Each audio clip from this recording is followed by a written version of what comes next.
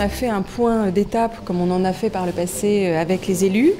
On a rappelé les éléments principaux de planning de nos projets, puisque EDF et ses partenaires travaillent au développement des projets depuis 2012. On a beaucoup travaillé sur le plan technique, sur le plan des autorisations que l'on a déposées l'année dernière. Maintenant, on attend ces autorisations pour début 2016 pour pouvoir enfin concrétiser nos projets. Tout n'est pas prêt techniquement, mais on y travaille dans un planning cohérent avec les permis. On a terminé cette année nos campagnes géotechniques en mer sur chacun des 3 sites dont on avait été lauréat. On est en train de négocier les contrats industriels pour les fondations, pour les câbles, pour les sous-stations. En parallèle, Alstom finalise la conception de ses futures usines.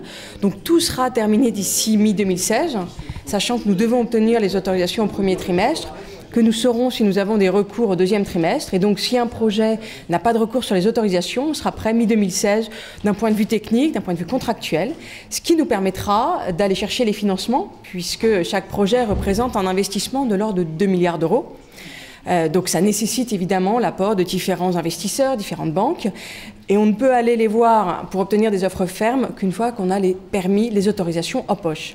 Donc ce que l'on pourra faire, je l'espère, mi-2016, ça nous prendra environ 6 mois pour boucler les financements, d'où un démarrage de commande ferme fin 2016, début 2017, sur un projet qui n'aurait pas de recours. En plus des usines d'Alstom, nous avons besoin de ce qu'on appelle une base d'installation, un hub logistique, où nous recevons les différentes composantes de l'éolienne, les pales, les mâts, la nacelle, on les préassemble à terre, c'est des grosses opérations, et on les met ensuite sur les bateaux qui vont aller les installer en mer. Donc on avait prévu dès le départ d'avoir cette base d'installation pour le projet de Courseulles à Cherbourg. Depuis, on a également décidé d'installer à Cherbourg la base d'installation nécessaire au projet de Fécamp. Voilà. Donc ce qui fait 2 hubs d'installation. Chaque hub, ça représente 2 ans de travail et environ 200 personnes. Ah, ça veut dire plus d'emplois, définitivement. Un hub, c'est de toute façon 200 personnes pendant 2 ans, donc c'est plus d'emplois. Je crois qu'effectivement, la question n'est pas si, la question est quand. Alstom a pris, vous vous en souvenez, il y a plusieurs années, un engagement de création de 500 emplois en Normandie, en lien avec les projets que nous avions remportés avec EDF. Nous avons mené au cours des dernières années tout un tas d'études nécessaires, notamment les études détaillées et l'obtention du permis pour l'usine de pales à Cherbourg.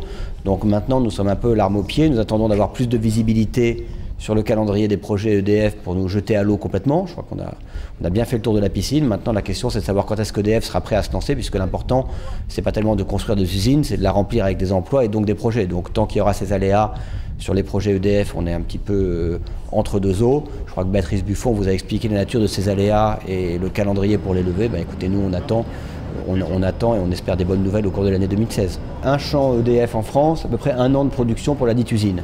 On construit des usines pas pour 3 ans, mais pour 20 ans. Donc on a effectivement, et ça on le sait depuis le début, un challenge en face de nous qui est d'arriver à remplir ces usines au-delà des projets que nous aurons avec EDF. Je l'espère avec d'autres projets avec EDF en France, si de nouveaux appels d'offres venaient à être lancés, et puis à l'exportation.